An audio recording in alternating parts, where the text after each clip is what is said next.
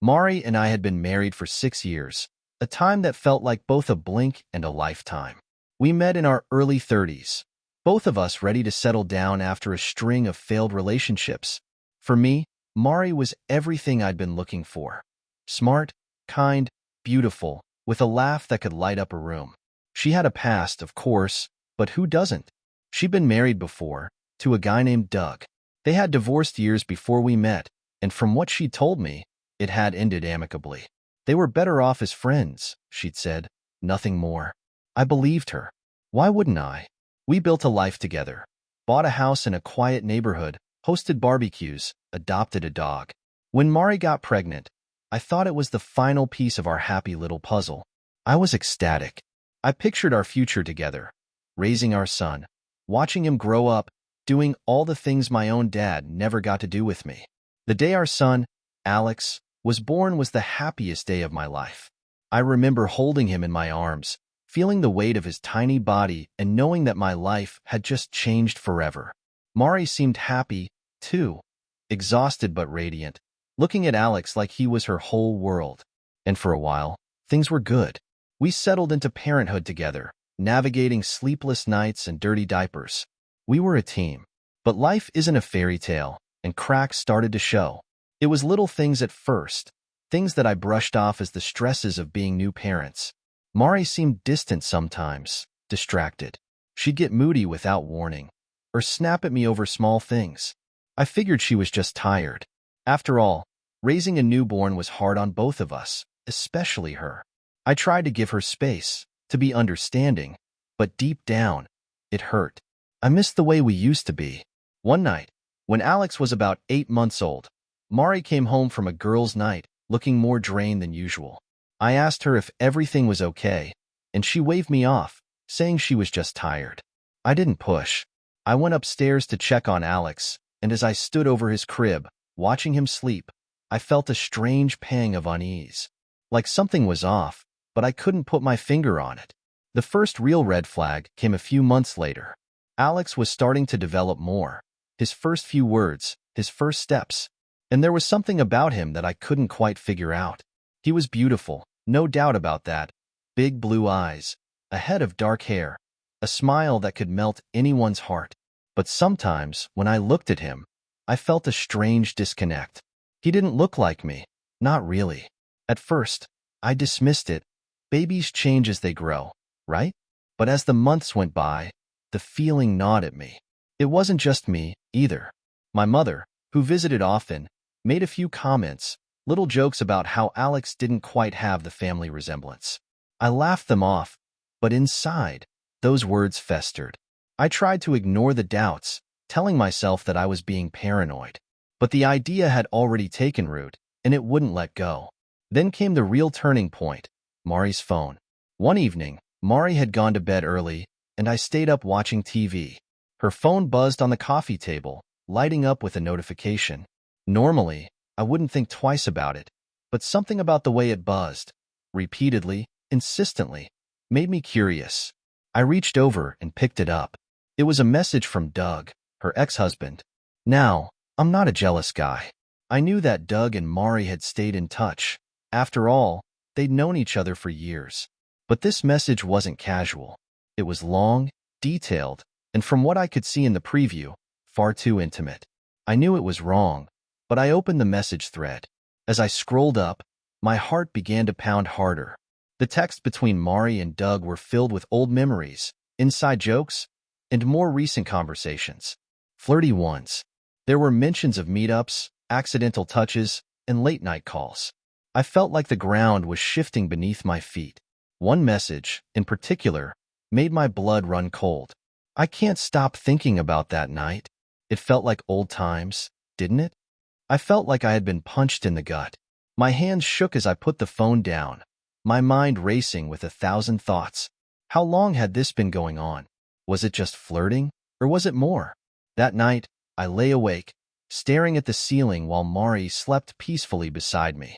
I wanted to confront her, to demand answers, but I needed proof. I needed to know exactly what I was dealing with. The next few weeks, I became someone I didn't recognize. I snooped through Mari's things when she wasn't around, her emails, her messages, her social media accounts. What I found was a tangled mess of lies. Mari had been seeing Doug behind my back for months, maybe longer. It wasn't just innocent conversations. They'd met up more than once, under the pretense of catching up as friends. I couldn't breathe. My mind kept circling back to one thought. What if Alex isn't mine? It was the kind of fear that made my chest ache, that kept me up at night, staring at the baby monitor and wondering if I was staring at another man's child. It felt absurd, even paranoid, but the doubt had taken root. There was only one way to find out. I bought a DNA test kit online, making sure it would be delivered when Mari wasn't home. It sat in the drawer of my office for 3 days before I worked up the nerve to use it. Swabbing Alex's cheek while he gurgled happily in his high chair felt like a betrayal, but I had to know. I sent off the sample and waited, each day feeling like an eternity. When the results finally came, I opened the envelope with shaking hands, hoping that I was wrong, that this would all turn out to be some terrible misunderstanding. But the moment I saw the words exclusion of paternity, my world shattered. Alex wasn't my son. The rage that hit me was unlike anything I'd ever felt before. I thought about all the nights I'd spent comforting Alex, all the moments I'd cherished, thinking I was building a bond with my own flesh and blood. And all along, Mari had known. She had lied to me every single day, let me believe that Alex was mine, while she played house with Doug behind my back. But the anger was mixed with something else, grief, a deep, aching sadness that made my chest feel like it was caving in. I loved Alex. He might not have been my biological child, but he was my son in every way that mattered. How could I just walk away from him? But I couldn't let this go. Mari had to answer for what she'd done. She had taken everything from me, my trust, my dignity, and now, even my right to be a father. I didn't confront her right away. Instead, I planned. I gathered everything, screenshots of the messages, copies of the DNA test results, records of her secret meetings with Doug. I wasn't going to go into this without a clear plan, without making sure that when Mari's world crumbled, it would crumble completely. It was a Friday evening when I finally decided to confront her. Alex was asleep, and the house was quiet. I set the DNA results on the kitchen table, along with the printouts of her messages with Doug, and waited. Mari came downstairs, still in her work clothes, her face lighting up when she saw me waiting for her. "Hey, babe," she said, leaning in to kiss me. I turned away, and her smile faltered. "What's wrong?" I gestured to the pile of papers on the table. "We need to talk." Her eyes flicked to the table, and I saw the blood drain from her face as she realized what she was looking at. For a second, she just stood there, frozen, before she forced a nervous laugh. What is this?" "It's proof, Mari," I said, my voice cold. "Proof that you've been lying to me, that you've been sneaking around with Doug, and proof that Alex isn't my son." She stared at me, her eyes wide, her lips trembling. I could see the wheels turning in her head, trying to come up with an excuse, a lie, something to make this all go away. I can explain," she stammered, but I cut her off. "No, you can't," I snapped, my voice shaking with the effort it took to keep my anger in check. "You don't get to explain this away. You don't get to lie to me anymore." Mari took a step toward me, her eyes filling with tears. "I never meant for this to happen, Brian. I never meant to hurt you." "Well, you did," I shot back, my voice breaking. "You hurt me more than I ever thought possible. And now, you're going to face the consequences." Mari collapsed into the chair across from me, her hands shaking as she reached for the DNA results. She scanned the page, her face crumpling with each word. It was the first time I'd ever seen her look truly scared, and for a moment, a twisted part of me enjoyed it. She had destroyed my life. Now it was her turn to suffer. But even as I watched her, I knew this was only the beginning. What came next would be even worse. I was going to make sure of it. The fallout from Mari's arrest seemed like the end of the nightmare. I thought I could finally begin the long process of moving on, even though my life would never be the same. But just when I started to find my footing, a call came that upended everything again. It was from Doug's sister, Claire. I didn't know her well. Our paths had crossed a few times during the divorce proceedings and family events, but she sounded frantic on the phone. "Brian, I need to talk to you. It's about Mari and Doug. Please, meet me. I can't say everything over the phone. I almost didn't go. What could she possibly have to tell me that I didn't already know? But curiosity and a lingering sense of unfinished business won out. We met in a dingy diner just outside the city, the kind of place where no one pays attention to what you're saying. When I walked in, Claire looked like she hadn't slept in days. Her hands trembled as she sipped her coffee, her eyes darting around as if she was afraid of being watched. It didn't fit the calm, collected woman I had met before. "What's going on, Claire?" I asked, trying to keep my tone neutral. I thought everything was settled. She leaned closer, lowering her voice to a near whisper. "You think Doug's behind bars, right? That it's over?" I nodded slowly, a sense of unease creeping over me. "Yes, he's serving time. He's been in prison for months now." She shook her head, biting her lip. "That's what you think. But I got a letter from him, just yesterday. He says Mari set him up from the start. She framed him, Brian. He's claiming she planted all the evidence to make him look like the mastermind while she kept most of the money for herself." I frowned, feeling a mix of anger and disbelief. "Doug's just trying to shift the blame, Claire. He's desperate." But Claire shook her head again, pulling out a crumpled envelope from her purse. "He sent me proof. Bank statements. Photos of Mari meeting with some guy. Someone from the bank who helped her reroute the money to a private account in her name. Doug's not innocent, but he says she's the one who orchestrated it all. And she's hiding a lot more than you think." I took the papers from her with a shaking hand, scanning through the documents.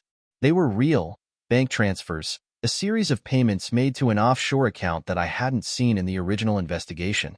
And there, clear as day, were photos of Mari meeting with a man I didn't recognize outside a bank, passing him an envelope. "What is this?" I muttered, feeling the world shift beneath my feet. "Mari, she's already in prison. Why would she?" "She knew the investigation was coming, Brian," Claire said urgently. "Doug says she had a backup plan, somewhere to hide if things went south. She faked ignorance during the trial, threw Doug under the bus, and stashed away enough to disappear when she gets out." My mind raced as I tried to process what Claire was saying. If Mari had really set up Doug, it meant she was far more manipulative than I'd ever realized. She'd played everyone. Me, Doug, the investigators, and now she was sitting in a cell, waiting for the moment when she could make her escape. I couldn't ignore the evidence, and I knew I couldn't let Mari win this last game. I needed to find out the truth, to uncover whatever she had hidden. If she really had money stashed away somewhere, there had to be a trail. But there was no way I could do it alone. I reached out to the investigator who had helped me during the divorce, explaining the situation. At first, he was skeptical, but when he saw the documents Claire had provided, he agreed to dig deeper. A week later, he called me with a new lead, a safety deposit box in a small-town bank 3 hours outside of the city, registered under a fake name. It wasn't directly linked to Mari, but the deposit history matched the timeline of the missing money. We drove out to the bank together, the investigator making arrangements to access the box. When the bank manager led us into the vault, my heart pounded in my chest. I didn't know what to expect: cash, fake passports, maybe even the rest of the stolen money. But when the manager opened the box, I froze. Inside were photos, dozens of them. Photos of Mari with Doug, sure, but also photos of her with me. Of us with Alex, from years ago. But as I flipped through the stack, I noticed something even more disturbing. Photos of me taken without my knowledge. Photos of me meeting with friends, going to work, even standing outside my lawyer's office during the divorce. Some were taken before our marriage had fallen apart, but some were much more recent. "What the hell is this?" I muttered, my voice shaking. The investigator leaned in, his expression grim. "Brian, it looks like someone's been keeping tabs on you. Why would Mari have these?" I demanded, my mind spinning. Is this some kind of threat?" He picked up a small envelope from the back of the box, sealed with tape. "There's only one way to find out." I tore open the envelope, my hands trembling. Inside was a single sheet of paper with a handwritten note, in Mari's unmistakable handwriting. "You think you've won, but this game isn't over. Watch your back, Brian. There's more than one way to take everything from you. I felt the blood drain from my face as I read the note. I thought I had broken her, that she'd been left with nothing after the trial. But it was clear now that she had been planning this from the start. She had known the investigation would catch up to her eventually, so she had set a trap, making sure that even from behind bars, she could pull the strings. The investigator and I left the bank in silence, but I knew what I had to do. I couldn't let Mari manipulate me anymore. If she had a backup plan, then I needed to find out what it was, and who else was involved. Over the next few weeks, the pieces started falling into place. Mari had made contact with a man inside the prison, a lawyer who specialized in helping wealthy inmates hide their assets and secure early releases. She had been using him to keep tabs on me, to watch my every move, making sure that when she got out, she could find a way to ruin me all over again. But what Mari didn't know was that I had been recording everything.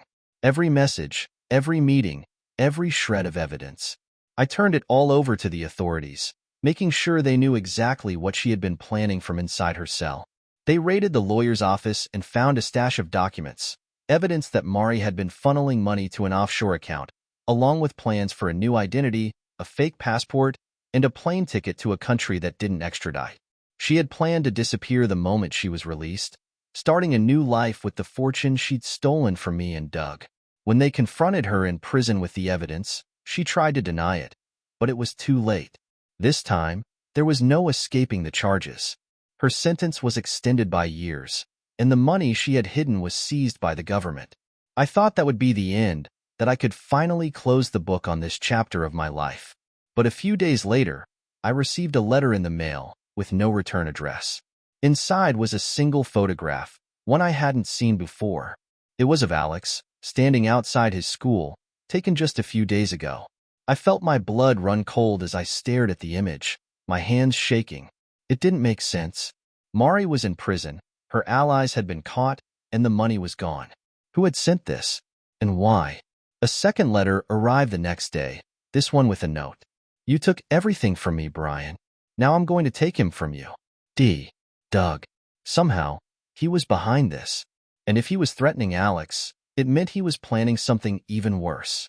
I didn't know where he was, or how he was pulling the strings from behind bars, but I knew one thing for sure.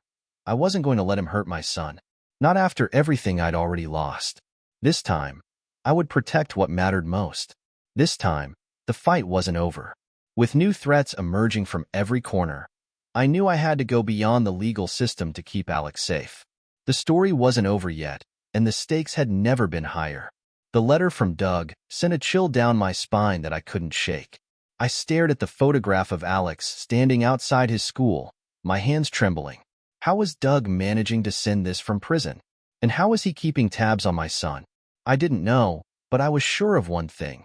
He was a man with nothing left to lose, and that made him dangerous.